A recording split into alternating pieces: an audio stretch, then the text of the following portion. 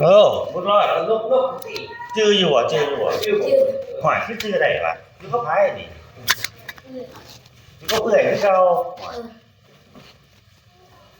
ผู้สาวไทยเห็นเขามักได้เดียวนี่เอ้าเบิ่งนี่สิพอกันนี่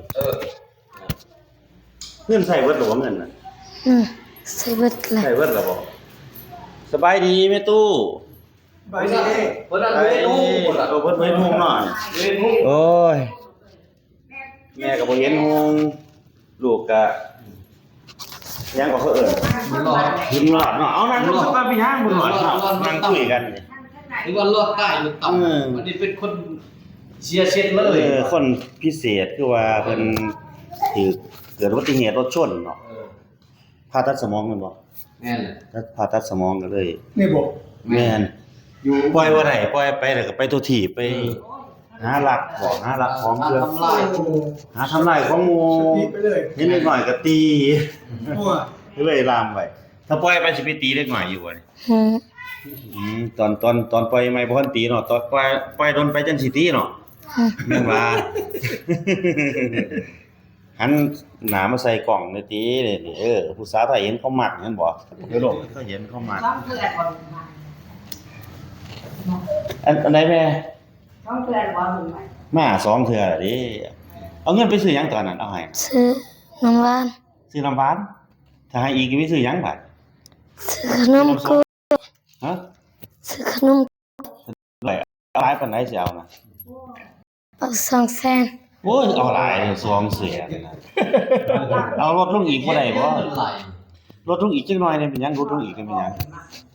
ลดลงได้เท่าใด20,000บ่20,000เด้20,000เอาบ่20,000เอาน้องถือกลามสูจักปีบ่ตอนนี้เฮ็ดอยู่ล่ะจักปีบุญรอดจักปีบุญรอด18 ปีแต่ก่อนนี่ซื้อบุญรอดซื้อหยังซื้อหำบ่ใส่หำมันอยู่หม่องใดหำเอาโอ้ยบ่จักมันหม่องอยู่หำเด้อบัด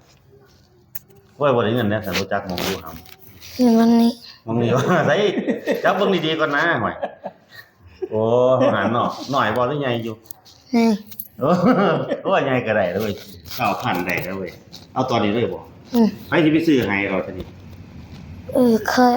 สิไปซื้อเองบ่หรือไงไปซื้อให้หรือไปที่อ้ายอยู่บ่ที่อ้ายอยู่นั่นนี่เบิ่งโต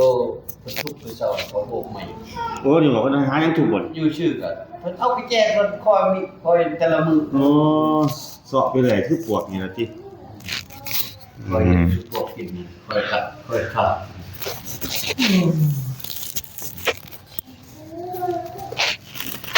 บ่ได้ออกข้างนอกโดนที่ข้างนอกน้ำไม่ได้ออกเลยมีแต่ออกไปอาบน้ำอาบน้ำเลยก็เอาโซออกเลยนั่งกับใครก็ได้บ่แล่นตัวปล่อยแล้วบ่แล่นไปเลยตัวเดี๋ยวเอาเงินให้เด้อเอา20,000เนาะโดยที่ก็ได้แจกมาแล้ว20,000